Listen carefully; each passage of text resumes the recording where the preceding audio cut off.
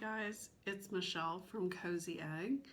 Today is Monday, March 9th, 2020, and this is episode 84.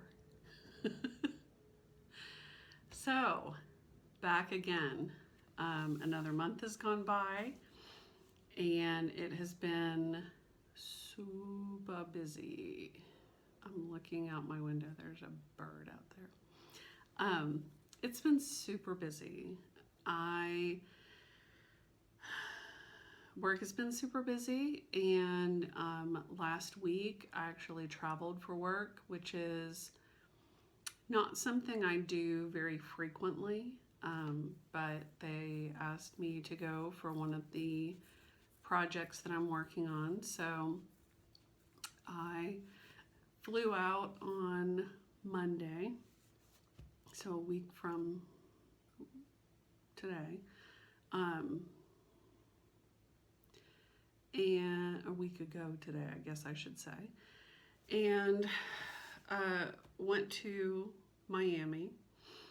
I was in Miami Monday night.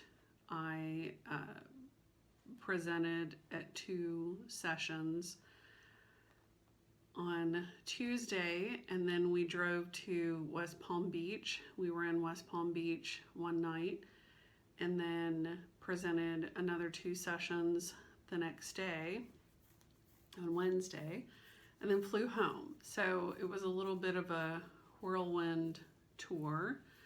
I was a little freaked out about having to travel just with everything going on. And while I was in Miami, my company issued a travel ban.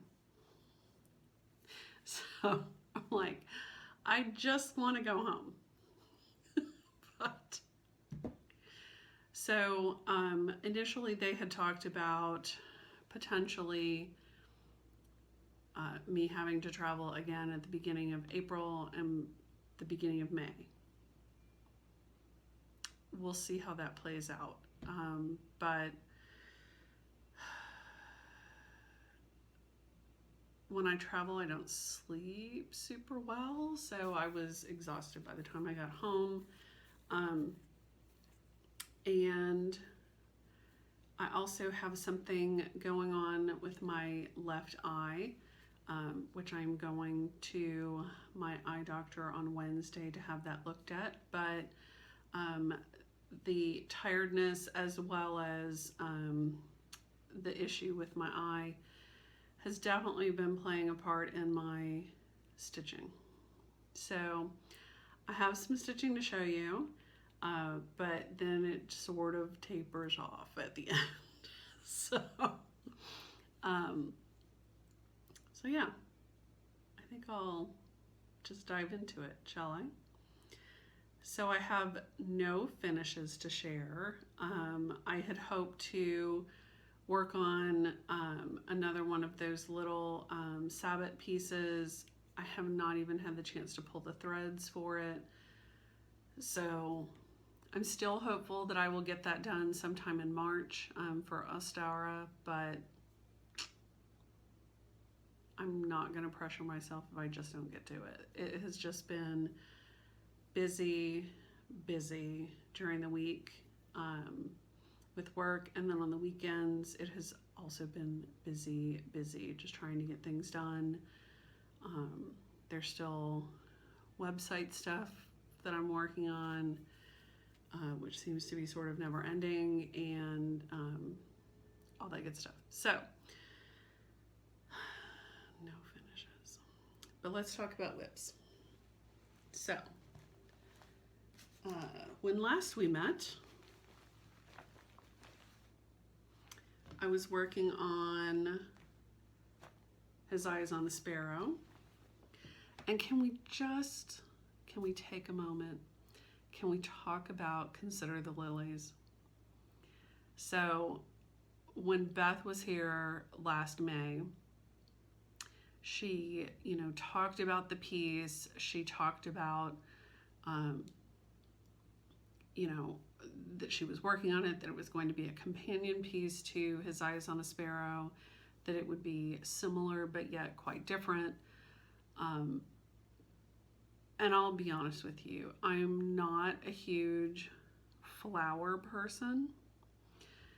So I fully expected, even knowing how much I love Beth's designs, I fully expected to be like, it's beautiful, but it's not something I need to stitch. And then I saw it. Dang it. I need to stitch it. It's really, really beautiful. And in the photos and in the videos of Market, you know, seeing the two pieces framed in her room together, just outstanding. So Consider the Lilies is a bit larger than Sparrow. I'm assuming she stitched them both on the same count, which I think was 28 count. And I believe she stitched them 1/2 because she wanted that sort of light, antique sort of look to her threads. But yeah, it's a stunner. Darn it. And not only did she release Consider the Lilies, but she also did it in a beautiful booklet, and then re-released His Eyes on the Sparrow in a similar booklet, which I think is a limited edition. But what a treasure to have both of those beautiful booklets together, and what an even more amazing treasure to stitch both pieces. Wow. So, but I gotta get this one done first.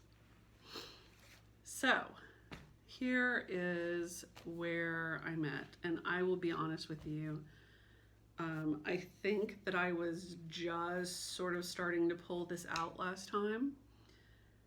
And if that's the case, then I can show you what I've done since then. If that's not the case, sorry. So,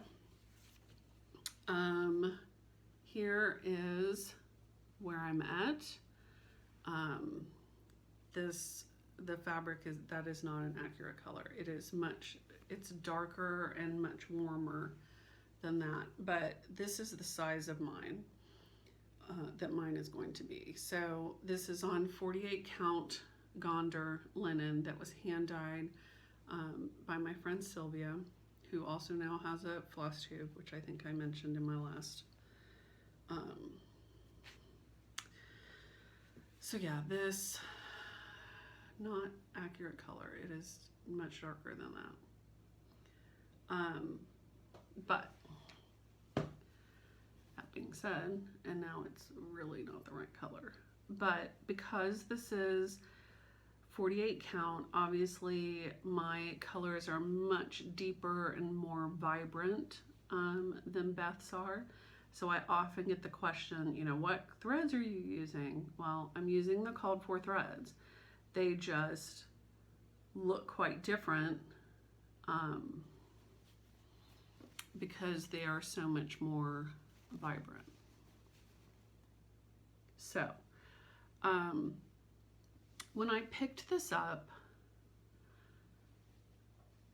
I was working on the deer, and I had been sort of struggling because of the color thread that he called for. He called for Weeks Putty, which was too close to the color of my fabric, as well as too close to the spots on him. So I swapped that out for a different color. So I finished filling him in. I stitched these 3 birds, which I just love. I stitched the squirrel and this bird, these flowers, the horse, this little doodad. I stitched the urn with this flower, which I am absolutely in love with. The urn is in Fisherman's Wharf, and I'm just in love with that flower. And then I got to start on the house, which I was super excited about, which actually, that may have been around the time that now that I think about it, I think I mentioned that in my last video that I was excited about starting the house. So I did start the house. I did change the color of it. I changed it to mulberry, and I love it. I love how it looks. I did fill in the windows. I've not yet filled in the door. I haven't totally decided what color to do the door yet. And this, of course, is the center portion of the house coming up right here. So, very, very happy with this. And actually, that is closer to the color of the fabric right there. So, well, not that, but I'm very happy with how this looks, and I had hoped to get more done, but you know, it is what it is. I did work on the border some more. I brought this top border across. I went down on the side, and so this is basically pages 1 and 2. Page 2 ends kind of mid the house, and there's a big cartouche here where you put your initials in the year. I didn't start on that yet, but there it is. That's his eyes on the sparrow. And one of the things I wanted to talk about also, while I have this,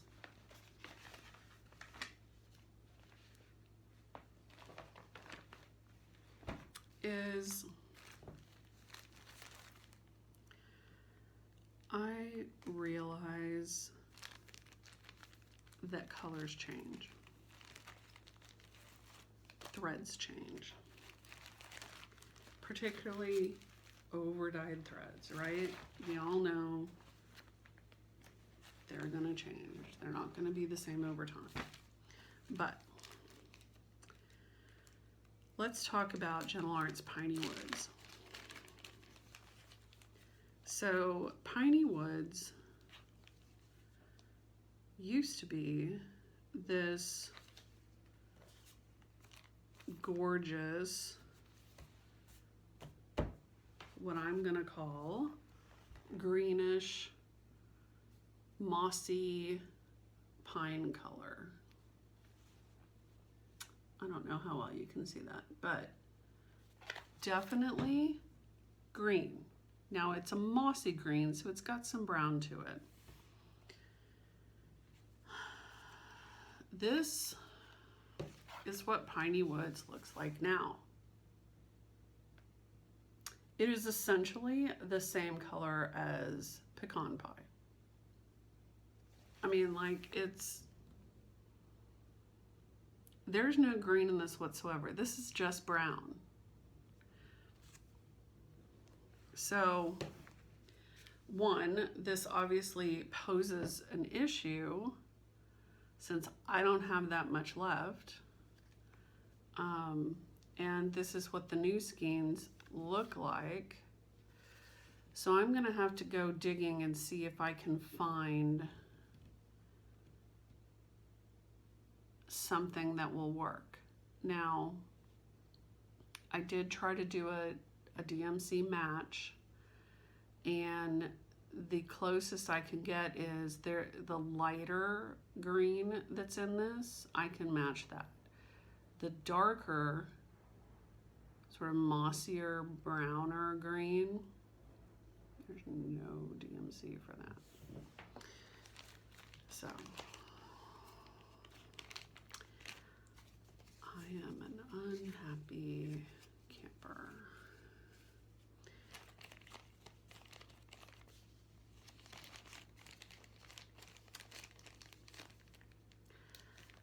But that is a problem for another day.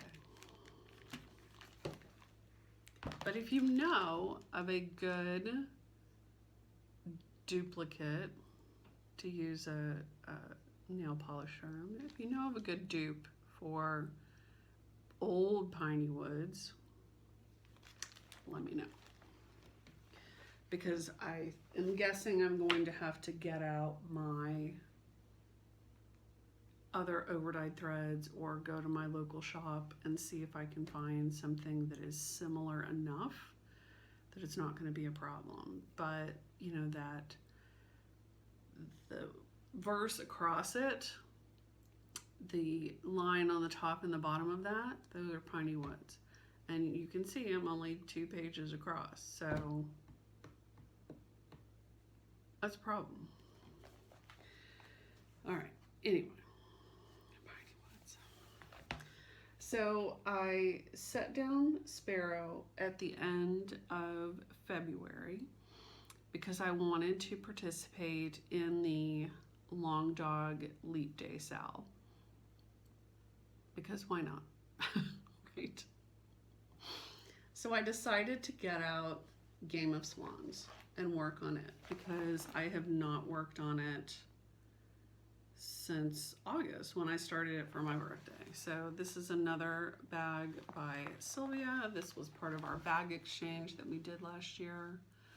Love this. I love the star zipper pull. So Game of Swans. Here's what that looks like. And I just love this. Love it, love it. It occurred to me after the fact that I do also have Moulin Rouge started, which I had forgotten about, but that's okay. Game of Swans was closer to the top. And I was happy to work on it again. So I'm working in the center section.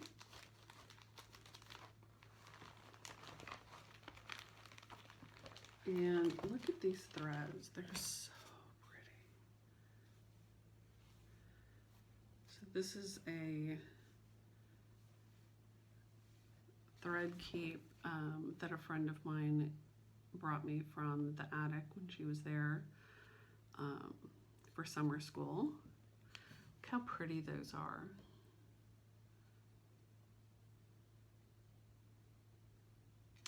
I just love it.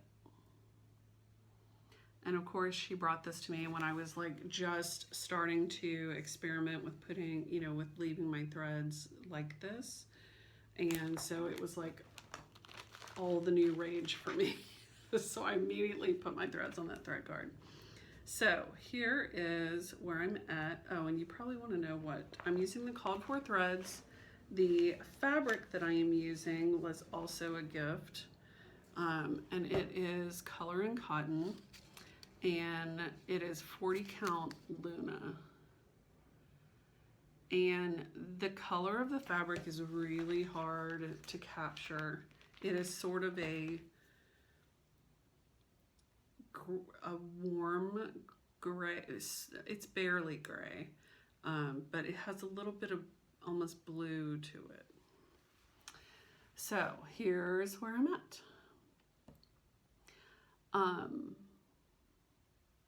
So in August I had stitched this flower pot,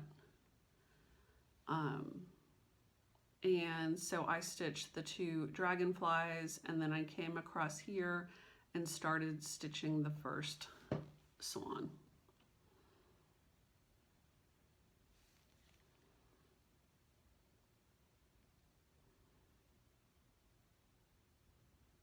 And I really love this.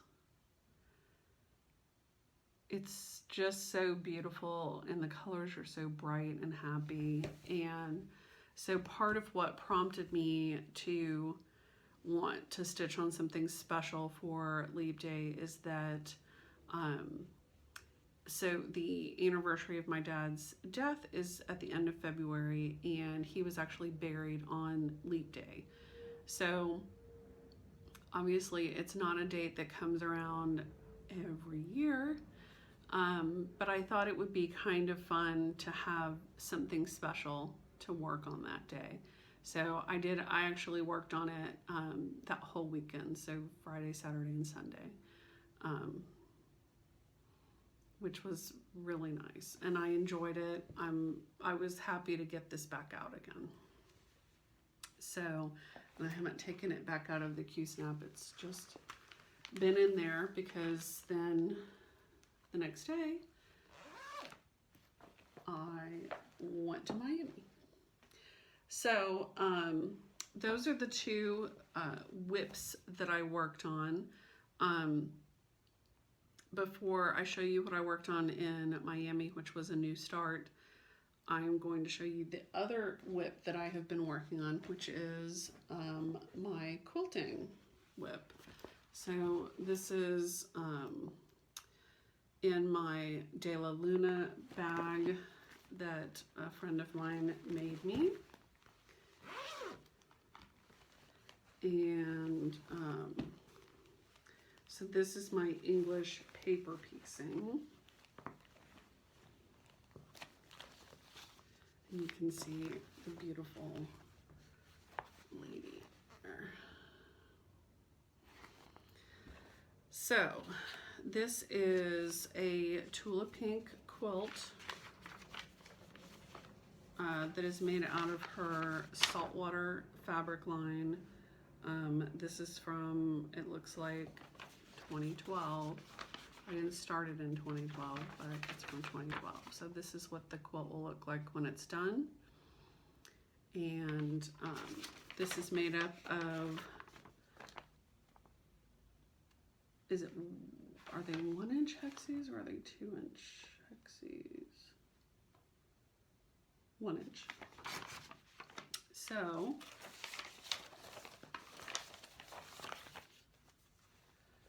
I have been working on this a little bit,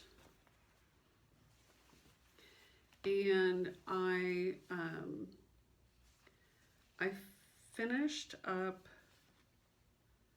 sewing on row 9, and then I pieced row 10, which is here, and I'm in the process of sewing on row 10. So let me show you what this looks like. So you can see I've got the first 4 sewn on there and then my trail. So this is what it looks like. This is where I'm at.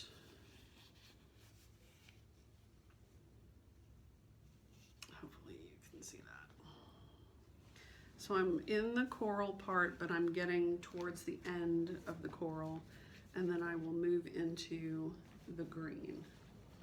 So, but I decided to get this back out and work on it some more. I was trying to go back to what Diana, It Is Kismet Stitches, and I had been doing, which was working on our English paper piecing 30 minutes a day. So I had been doing really well with that until all of this travel stuff came up, and then it sort of got set by the wayside. So that's where I'm at on that. So that was my only other whip that I worked on. And then, like I said, I decided to have a new start when I went to Florida. I had talked about, so for March, Emily C. Eclectic Possessions is doing her Scarlet House birthday sal. And so I talked last time about, you know, I had ordered the Salem Hill chart, but I don't have it yet. So I was going to, in the interim, work on my little red chair sampler that was from Attic Summer School many years ago, like 2014. So I was going to work on that, but it's on 45 count linen.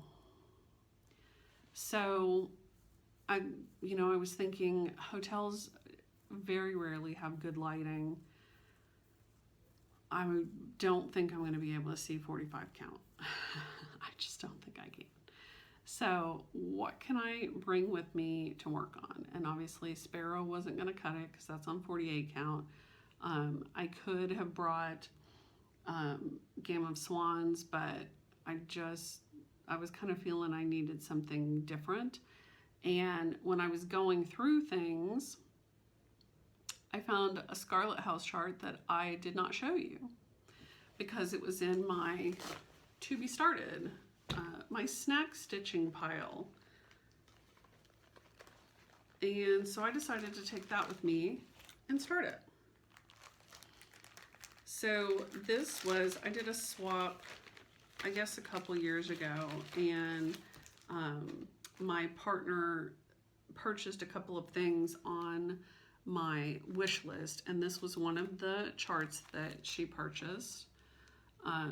So this is the Scarlet House, and it's called Coverlet Berry Scissor Tray. And I actually have the tray that it goes in. And I had been wanting to stitch this forever. It's obviously really difficult to see the design itself there because the scissors and the strawberries are laying on top of it. But it's a really sweet piece, very simple, small. And along with the chart, she also gifted me with the threads for it and the linen. So it was ready to go. Say no more. So I got that out and decided to start it while I was in Miami. So the fabric that it's on is the called for, which is 40 count vintage straw flower from Lakeside. And then the threads that it calls for are Gentle Art and Weeks Dye Works. So here are the threads. And this is on my Tudor Rose thread ring from Socks for Mum that has a crown on the back of it. But I thought the colors kind of worked. So it's basically, cast iron skillet, country redwood, caper, Oscar, and sage. And that's it. That's all it calls for. So very simple color palette. I put this in a tiny little Q-snap, and that's my start on it. And I'm using one of the needle minders that Amy Baruch sent me that has some little strawberries on it, which I thought was appropriate. So I stitched on this the first night that I was in Florida, and then that's it. I didn't pick it up again because I was so tired the next night that I did not get the chance to stitch again while I was there, but I at least got it started. And then when I came home, I have been working on it, but again, like I said, because of being so tired and because of the situation with my eye, I have not done a ton of stitching, but I've gotten a little bit done.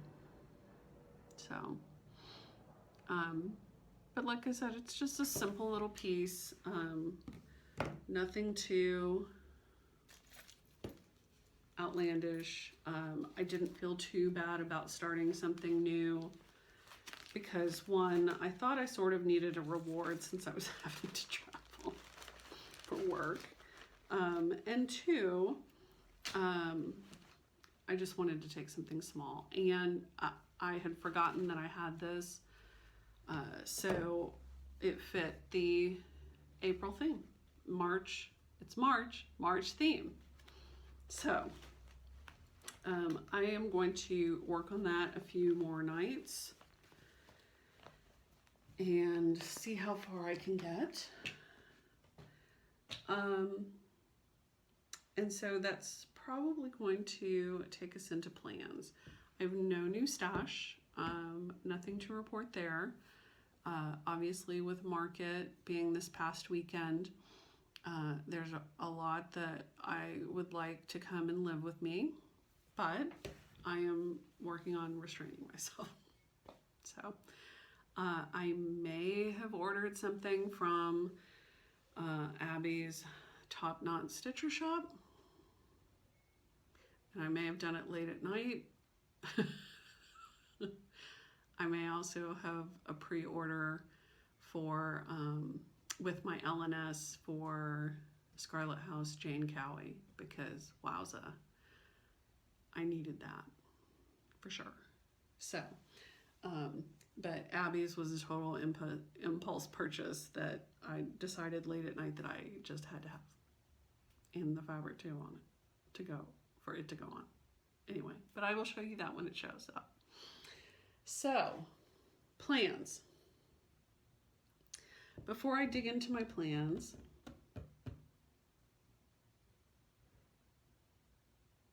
let's see. So, I thought I'd sort of share. This may be delving too much in the way that Michelle's mind works, and that may be more than you want to know, but I'm going to tell you anyway. So, a friend of mine recently went to India on a needlework trip to take a class with Jenny Aiden Christie. I think it's Aiden Christie. Anyway, she does these amazing, amazing surface embroidery pieces. In fact, I will insert a photo of one of her pieces here.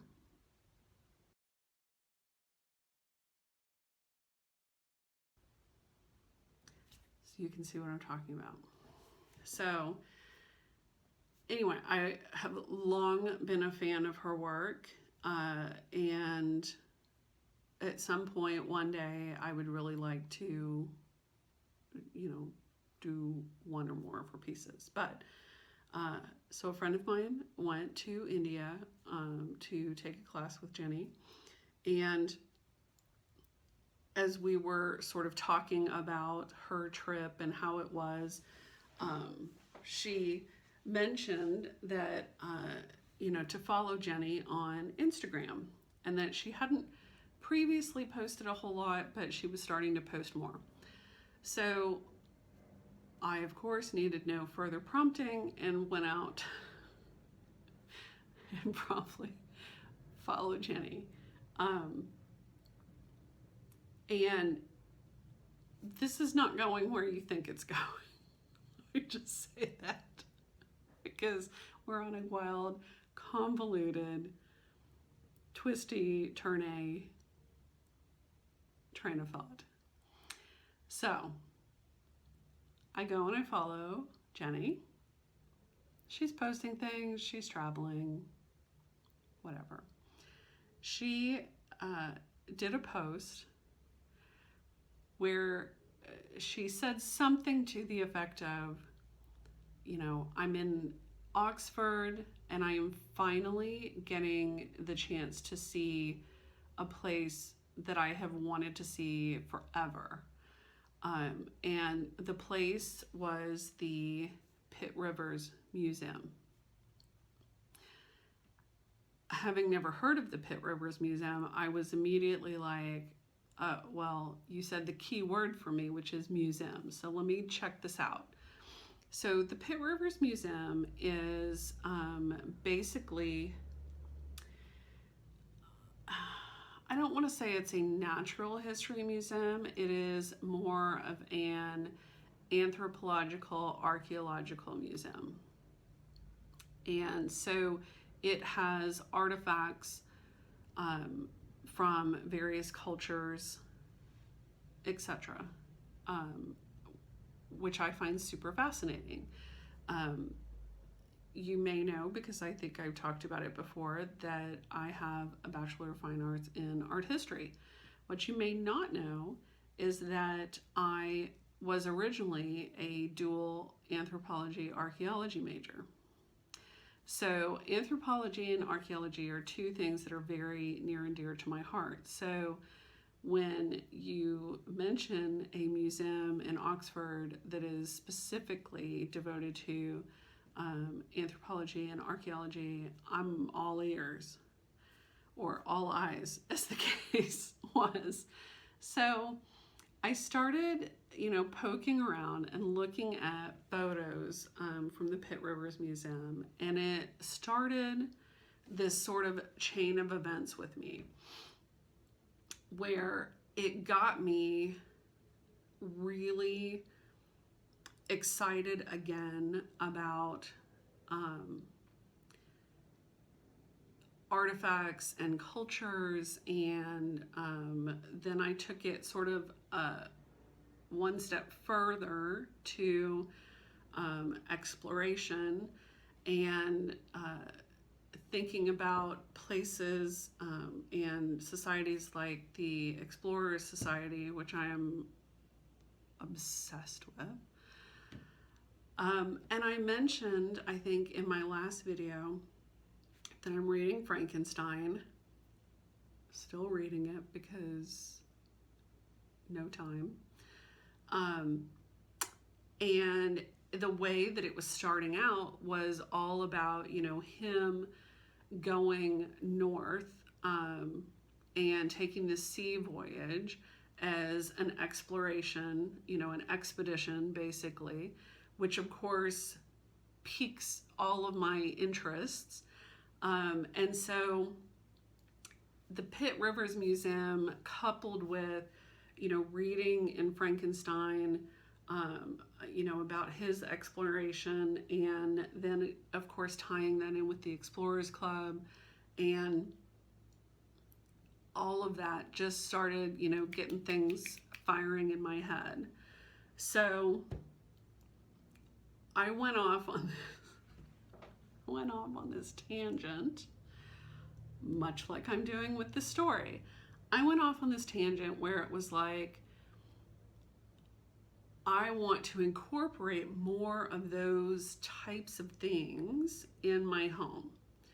And I do that to some extent already. I mean, one of the things that I love about our style and the way that we decorate is that we do tend to bring in a lot of things from a variety of different cultures and different types of artwork. And as you can see, I mean, we have the Japanese katana, etc. there, as well as my kimonos, which are back in a place of honor. But if you could see the rest of my house, I have all of these little things all over it that have been collected over a number of years that, are sort of indicative of that love of other cultures and anthropology and archaeology and exploration and travel and all of that. So where that kind of ended up was with thinking about stitching. See how we went there? And so I started thinking about some of the pieces that I have started, or pieces that I would love to start, that fall into, that sort of aesthetic. And so one of the pieces that came to mind is one of the ones that I have put on the I don't know what to do with it list. Like, it's sort of on the give up list at the moment. And I'd like for it to not be. So I dug this out. Simultaneously, while this was going on in my head and I was having all of these inspired thoughts, at the same time, people were releasing, previews of their market releases. And one of the pieces there, of course, was Kathy Barrick's moth that she charted from a vintage specimen, unlike her previous moth, which was charted from an antique needlework piece. So that sort of got me on, you know, that trek of, I really would like to stitch both of those moths. One, because I think they work really well with my La Luna moth that I designed, as well as, you know, in our office, aka the map room, we have sort of a corner where we have some weird things, as a technical term, some skulls, etc. And, you know, I have always thought that that HL's moth would be really cool on that wall right there in that corner with those pieces. And now, of course, her new moth would, of course, be excellent there. But the other piece that I have always sort of envisioned going there is a piece that I started a few years ago for Dark October Stitching, and it is Dimple's Design Mini Jewel Scarabs. And I bought this as a kit from the Silver Needle a bazillion years ago. And so I finally decided to start it for Dark October Stitching a few years ago.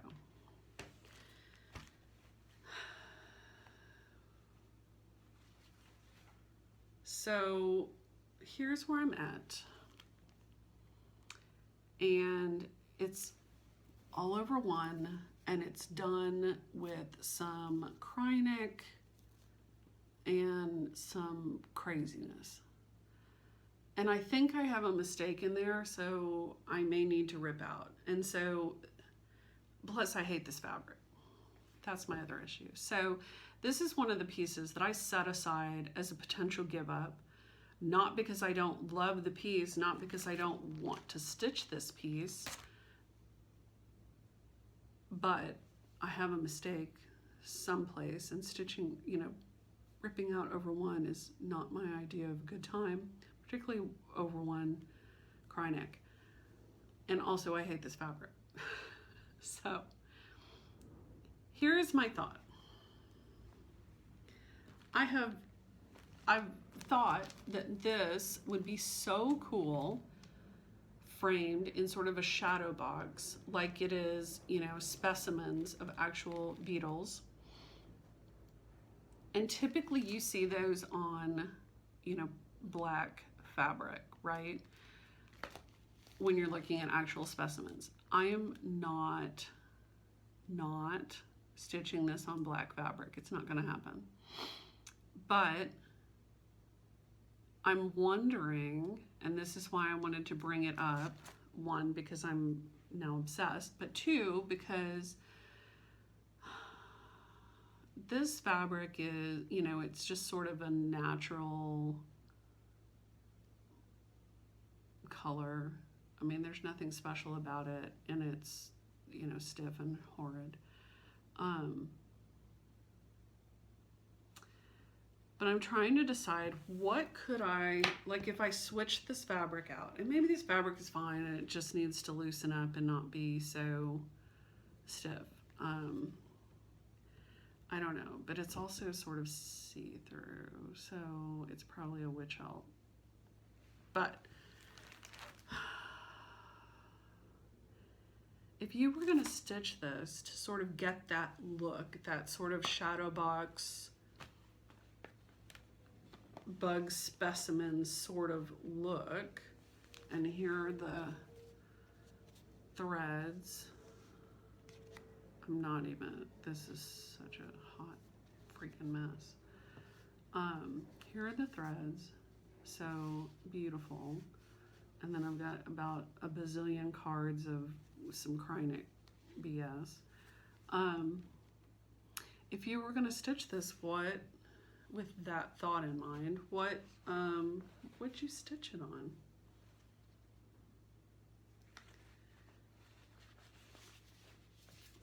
You know, maybe it just needs something that's more of a, you know, sort of hand-dyed, modeled, aged kind of look. Okay, this is Glenshee Premium 32 count natural linen.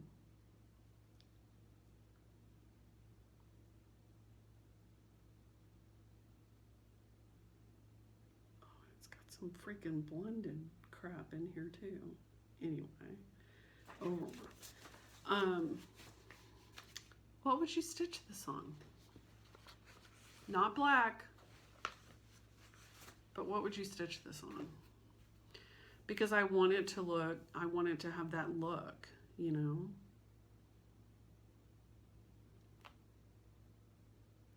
I'm open to suggestions because I would like to stitch this because I think it would be so amazing on that wall with my skulls and weird things. Open to suggestions. All right, so that's one of the things that's been bumping around my head. The other thing that's been sort of, you know, running around there is, as everyone is jumping on the red sampler train, you know, I have an absolute love of red samplers. My Moulin Rouge is started in red silk. You know, I love the red samplers, but I just keep having this image in my head of a wall of, and it probably stemmed from that whole thought of, you know, having this sort of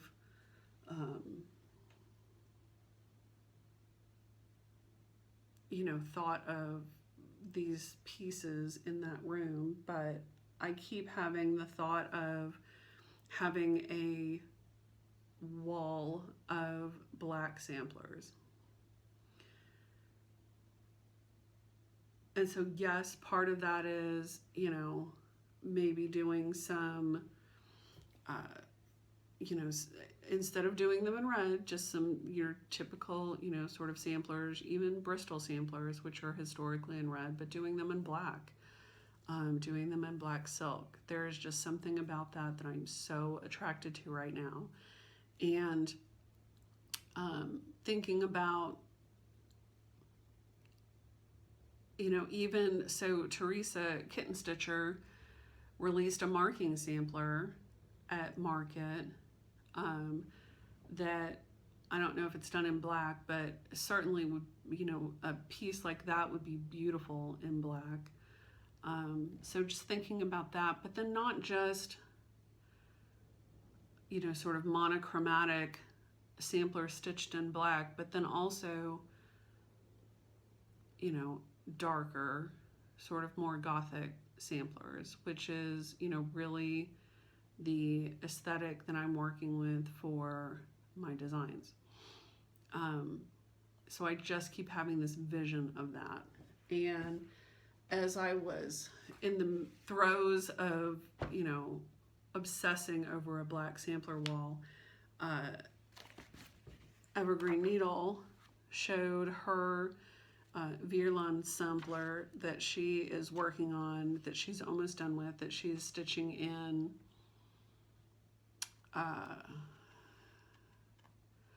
not black DMC, but what's the other stuff? I am drawing a complete blank.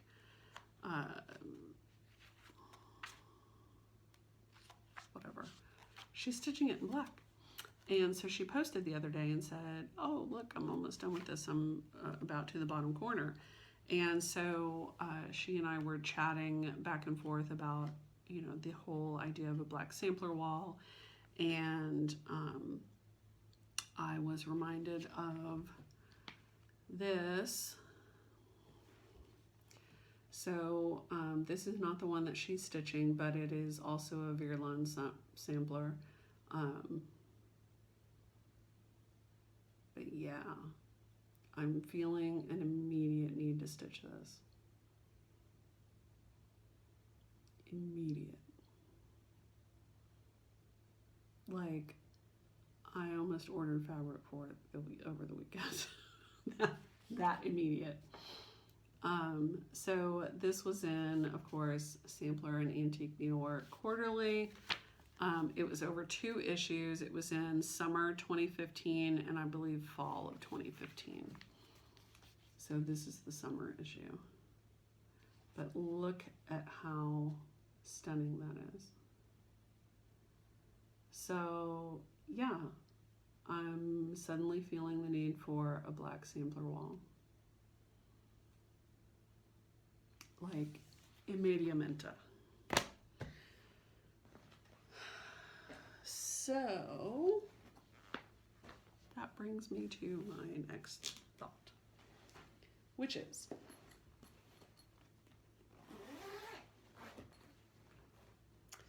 if I have this vision of all the black samplers, all the dark Gothic samplers, what's the best thing that I could work on for Dark 13 stitching on Friday? Because it is Friday the 13th. Tonight it's a full moon and a super moon, and Mercury is out of retrograde, so yay for that. But what would be a great thing to work on for Dark 13 stitching that also plays into my year of samplers? Perhaps Dutch Beauty? I think so.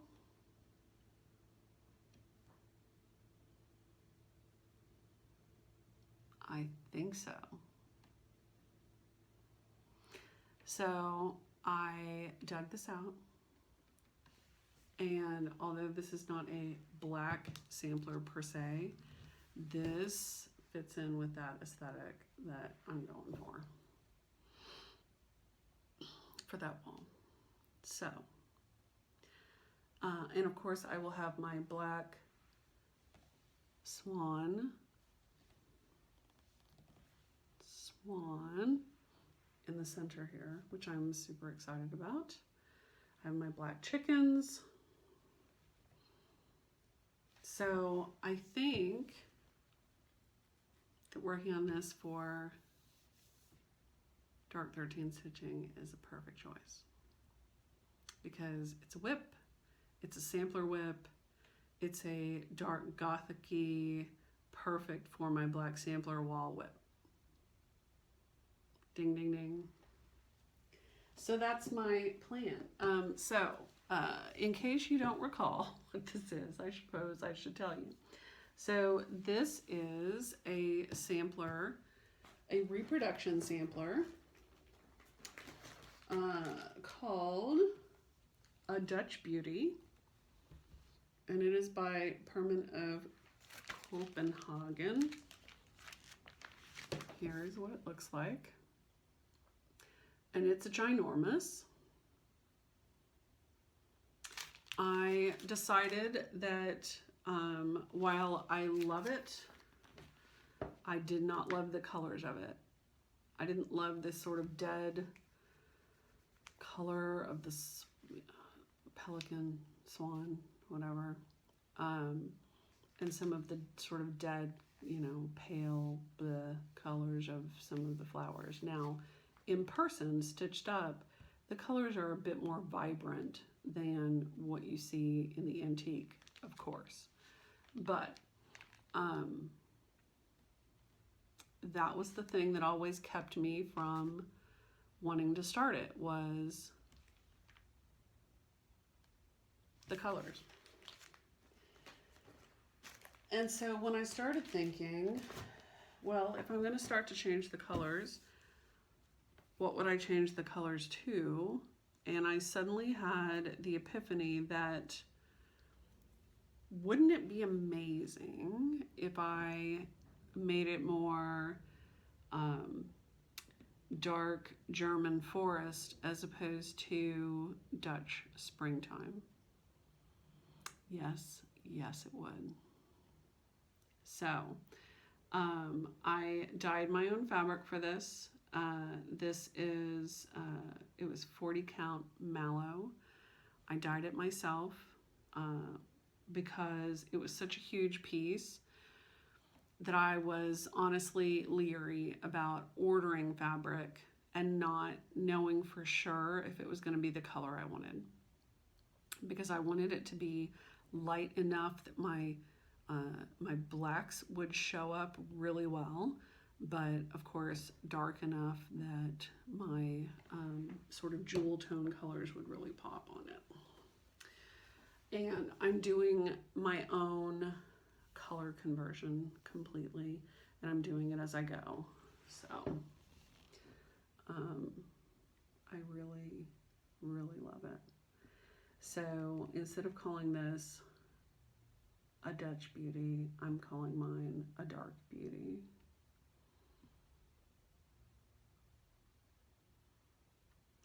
And looking at it now, I think this may be a little harsh. I may need to tone that down. But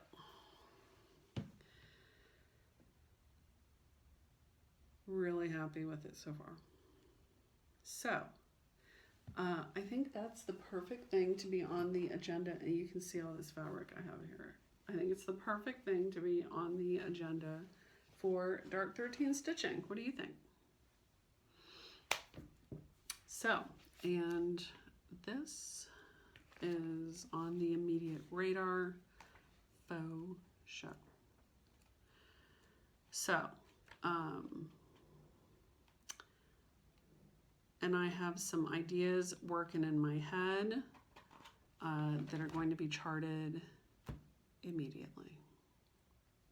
So, all right. Oh, the only other thing that I have is in the way of plans is that at the end of the month, I am going on a little mini quilt retreat. You know, our normal in-town sew all day, come home, sleep, get up, go sew, come home, sleep, etc. So Friday through Sunday.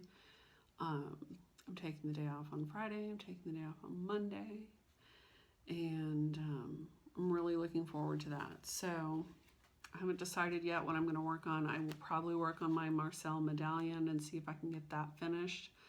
I was working on the next to the last border the last time I went, so hopefully I can get that finished up and have that quilt top done. That's a plan. And I think that's it. So I'm still reading Frankenstein. I did take it with me on my trip, and so I did get a good bit of reading in on the plane there and on the plane back, but I have not cracked it open since I got home. So it's just the way things are, but still enjoying it. Still super inspired by it, as you can tell. So all right, I think that's it for me. So I hope you enjoy your stitching. I hope that you can help me decide on a fabric for my jeweled scarabs. And if you have any thoughts on a black sampler wall, let me know. All right, guys. Well, thanks so much for joining. I appreciate it. And I always appreciate your comments and likes and subscribes and all that good stuff. Thanks so much for continuing to visit me once a month, and of course you can continue to get updates, you know, in between on Instagram. So thanks for joining, and happy rest of your March. Bye.